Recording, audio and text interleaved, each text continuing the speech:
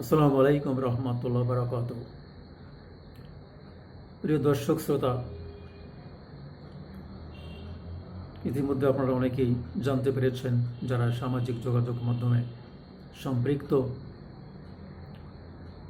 আমি কোরআন হাদিস ভিত্তিক বিভিন্ন প্রকার পোস্ট দিয়ে থাকি বিভিন্ন সামাজিক মাধ্যমে, বিশেষ করে ইউটিউবে আমার অনেকগুলো প্রোগ্রাম থাকে। আমার ইউটিউব আইডির নাম হচ্ছে গ্রেট স্যালভেশন, ব্লক লিটারে GREAT space salvation, SALVATION, great salvation. তো ধর্মীয় পোস্টের পরিক্রমায় আজকের একটি নতুন বিষয় নিয়ে এসেছি। আজকের শিরোনাম হচ্ছে হজরত ইউসুফ আলাইহিস সালামের ঘটনা এবং আমরা বিশ্ববাসীর জন্য শিক্ষণীয়। হজরত ইউসুফ আলাইহিস সালাম এমন একজন নবী যাকে আসলে লক্ষ লক্ষ নবীর মধ্যে অন্যতম একজন বিশেষ নবী হিসেবে গণ্য করা যায়।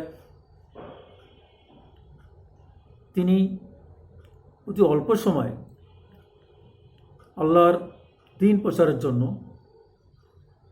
আল্লাহর দুনিয়ায়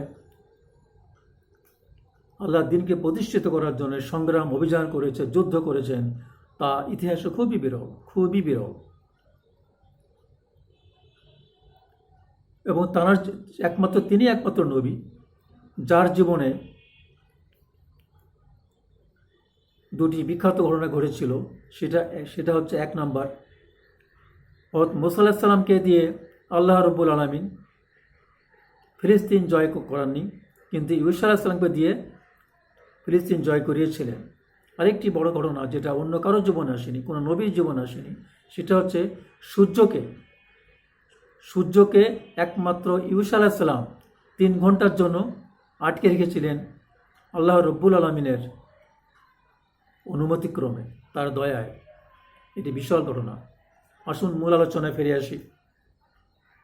ইউসুফ আলাইহিস সালাম ছিলেন হজরত মুসা আলাইহিস সালামের আপন ভাগ্নে। আরও একটি পরিচয় হচ্ছে, তিনি ছিলেন হজরত ইউসুফ আলাইহিস সালামের পৌত্র, অর্থাৎ পোতা, যা আমাদের ভাষায় বলি। মুসা আলাইহিস সালামের ইন্তেকালের পর তিনি আল্লাহ রাব্বুল আলামিনের কাছে তার ভাগ্নে ইউসুফ আলাইহিস সালামের জন্য, তার নবুয়ত প্রাপ্তির জন্য দোয়া করে যান। আল্লাহ রাব্বুল আলামিন কবুল করেন। ইউসুফ আলাইহিস সালাম ইসরায়েল বংশে জন্মগ্রহণ করেছিলেন। আল্লাহ রাব্বুল আলামিন নবুয়ত দিয়ে তাকে বললেন,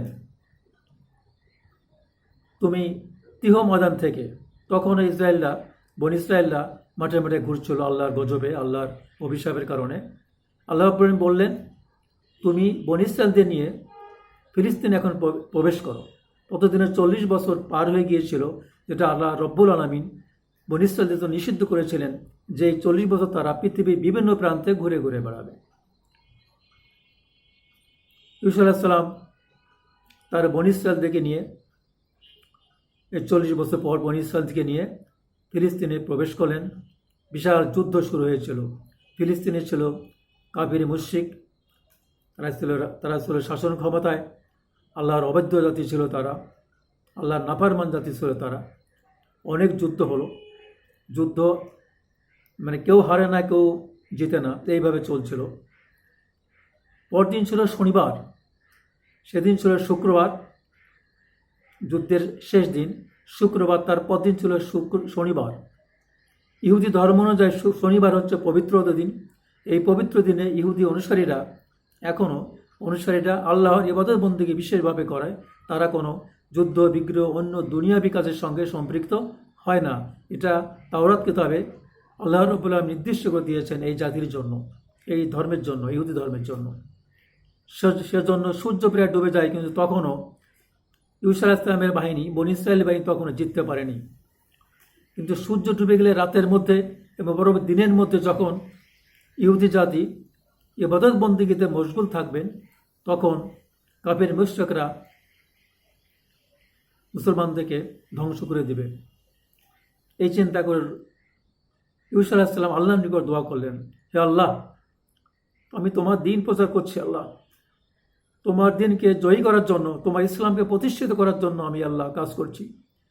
আল্লাহ এখন যদি আল্লাহ এই দিনটাকে বড় না করেন তাহলে আগামীকাল তো আমরা ইবাদত বন্দেগী ছাড়া অন্য কিছু করতে পারবো না। ওরা তোমাদের দিনকে উৎখাত করে দেবে, প্রতিষ্ঠিত দেবে না। আল্লাহ তুমি কি তাই চাও? আল্লাহ রব্বুল আলামিন তার দোয়া কবুল করলেন এবং সূর্যকে তিনি আরও 3 ঘন্টার জন্য এগিয়ে দিলেন, বিস্তৃত করলেন। আল্লাহু আকবার, যা পৃথিবীর ইতিহাসে কখনো হয়নি, বিশ্বজগতে হয়নি। 3 ঘন্টার মধ্যে অনেক যুদ্ধ হলো। যুদ্ধের পর ফিলিস্তিনের কাফের মুশরিকরা পরাজিত হয়ে গেল, আল্লাহর দ্বীন প্রতিষ্ঠিত হলো, আলহামদুলিল্লাহ। এরপরে ঘটনা আরও অনেক লম্বা ঘটনা, সংক্ষেপে বলার চেষ্টা করছি, যেটা আমাদের জন্য শিক্ষণীয়, সেই বিষয়গুলি আমি আলোকপাত করতে চাই। ফিলিস্তিনে প্রবেশ করার সময় আল্লাহ রাব্বুল আলামিন ইউসা আলাইহিস সালামের মাধ্যমে বললেন, তোমার অনুসারীদের বাইতুল মুকাদ্দাস মসজিদে মাথা নত করে তওবা করে ঢুকতে বলো, আমি তাদের সমস্ত পিছনের অতীতের সব গুনাহগুলি ক্ষমা করে দেব।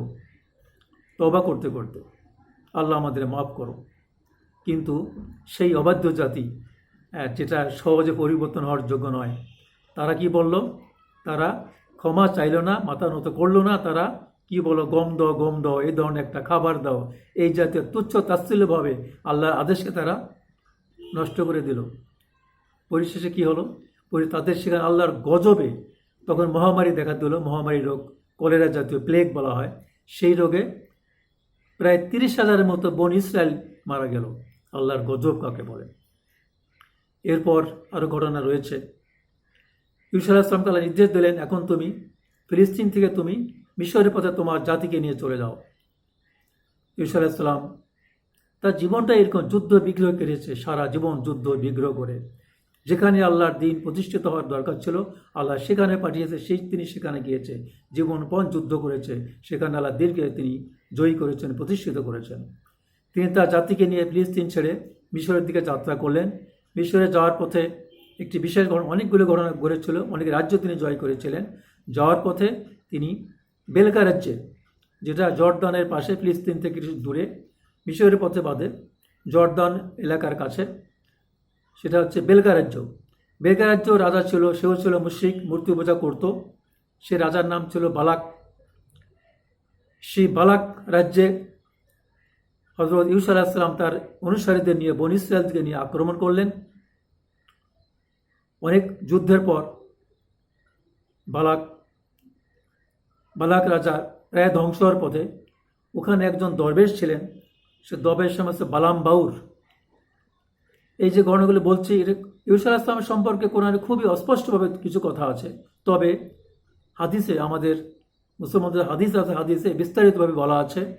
এবং বিশেষ করে তাওরাত কিতাবে অনেকভাবে বলা আছে, বিস্তৃতভাবে আলোচনা করা হয়েছে হযরত ইউসা আলাইহিস সালামের সম্পর্কে। সুতরাং ইউসা আলাইহিস সালামকে পরাজিত করার জন্য প্রায় ধ্বংস হয়ে গেছে, পরাজিত হয়েই গেছে বালাক রাজা। তার যে দরবেশের কাছে গেল, দরবেশের নাম বালাম বাউর, একটু আগে বলেছি। বালাম বাউর আবার ইসমে আজম জানতো, তার দোয়া আল্লাহ সবসময় কবুল করেছেন। তাকে যে উনি বললেন যে আপনি তো এই দেশের দরবেশ, আপনি মুসলমান, কিন্তু আপনাকে আমি কখনো কষ্ট দিইনি, নির্যাতন দিইনি। আপনার মতো আরও দরবেশ আছে, আমি বাঁচিয়ে রেখেছি। সুতরাং আমার এই বিপদের সময় আপনার কর্তব্য আমাকে সাহায্য করা। আল্লাহর নিকট দোয়া করেন যাতে আমি মুসলমানদের বিরুদ্ধে জয়ী হই।